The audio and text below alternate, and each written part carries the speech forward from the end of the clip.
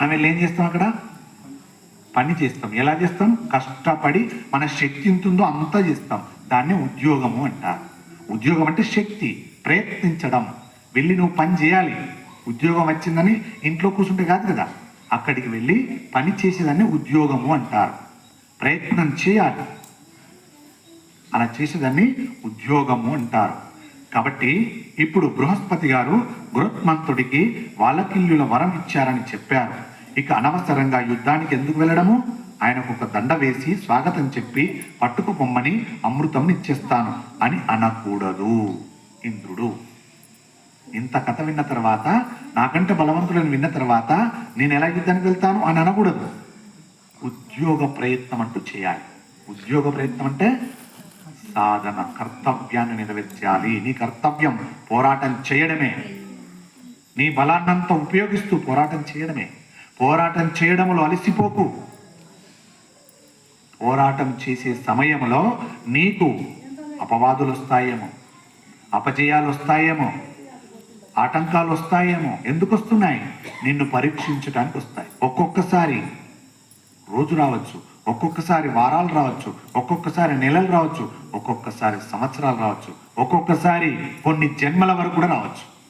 ఎందుకంటే కొన్ని జన్మల వరకు కూడా ఇదే ఇచ్చాడంటే నీకు పరీక్ష పెడుతున్నాడంటే అర్థం నీకు తర్వాత జన్మ మోక్షం అనేది ఇస్తాడు పరమేశ్వరుడు. అందుకు నిన్నెంచుకొని ఈ జన్మ కష్టమే, ఆ జన్మ కష్టమే, జన్మ జన్మలు కష్టాలు అయినా దిగులు చెందకు. పరమేశ్వరుడు ఇచ్చిన వరంగా భావించు.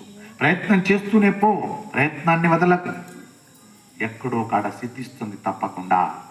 ప్రయత్నం మానుకున్నావా చచ్చినట్టే లెక్క. ప్రయత్నం మానకు.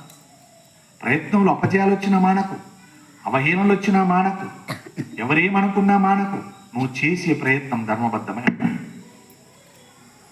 ధర్మబద్ధమైనటువంటి ప్రయత్నం నువ్వు చేస్తే ఎందరేమనుకున్నా ఇబ్బంది లేదు. గెలిచేది నీవే చివరికి, ఎన్ని అవమానాలు ఎదురైనా. ఇవాళ మల్లాపూర్లో ఈ మహాభారతాన్ని ప్రారంభం చేస్తే ఎంతో మంది అంటున్నారు, పోయిగా పల్లెటూరులో అక్కడెందుకు పెట్టారండి, ఇంకా పెద్ద గ్రామాలు లేవా, ఇంకెక్కడో ఎందరో ఉన్నారు కదా, అక్కడ పెట్టచ్చు కదా, ఇక్కడ ఈ గ్రామంలో ఎందుకు పెట్టావు అని అంటున్నారు. మనం చేసేది ధర్మకార్యం.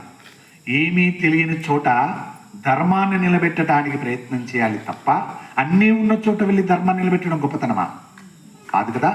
అందుకు ఈ మల్లాపూర్ గ్రామంలో పరమేశ్వరుడు ఎంచుకున్నాడు. ఇక్కడ ఎంచుకొని ఇక్కడే మహాభారతాన్ని చెప్పరా అన్నాడు. చెప్పాల్సి వస్తే ఎన్ని రోజులు చెప్పాలండి? మహా అయితే 20 రోజుల్లో, మహా ఎక్కువైతే ఒక 30 రోజుల్లో, మహా అయితే మండల కాలం చెప్పుకోవాలి.